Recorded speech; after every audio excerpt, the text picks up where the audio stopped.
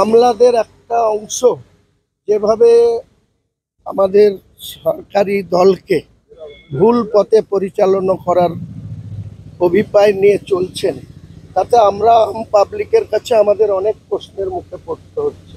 আমাদেরকে তো আগামী দিনে নিজের দল এবং সংগঠনকে ধরে রাখার ক্ষেত্রে আমাদেরকেও পদক্ষেপ করতে হবে, কারণ আমরা তো মাসের পর মাস এইভাবে চুপচাপ বসে থাকতে পারি না।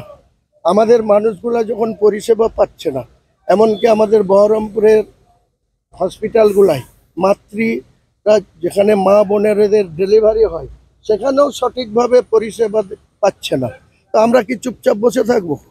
আমরা এমন একটা সময় আসবে আমরাও রাস্তায় নামবো, আমরাও ডাক্তারদেরকে বাধ্য করাবো তাদের হয় ডিউটি করতে হবে না চাকরি ছাড়তে হবে। মানে এই কারণগুলো সমস্ত কিছু আমলাদের জন্যই তৈরি হচ্ছে। নিশ্চয়ই হচ্ছে।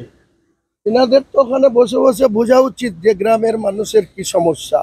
একটা দূর দূরান্ত থেকে হুগলি থেকে এসে দেখছিলাম একজন মহিলা কোন্নগর থেকে এসে তার বাচ্চাকে ট্রিটমেন্ট না পেয়ে করতে হয়েছে। কেন হবে এই ঘটনা?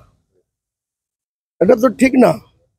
একজন মারা গেছে, তার জন্য যারা যুক্ত তাদের ফাঁসি দেখ, সেটা জুডিশিয়াল আছে, কোর্ট আছে, কোর্ট যা সিদ্ধান্ত নেবে সেটা তো আমরা কেউ তার ঊর্ধ্বে নই বা আমরা উঠবো না।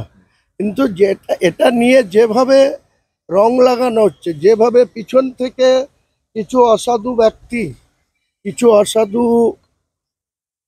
যারা সুবিধাভোগী আমলা আমি দেখতে পাচ্ছি, যারা এই সরকারের সঙ্গে অনেক সুবিধা ভোগ করে, তারাই এই সরকারটাকে আমার মনে হয় 2006 থেকে 2011-তে যে ঘটনা বুদ্ধবাবুর আমলে ঘটেছিল সেরকম একটা জায়গায় নিয়ে যেতে চাইছে এই আমলাদের একটা অংশ, এটা আমার মনে হয়। ঠিক আছে, থ্যাংক ইউ দাদা।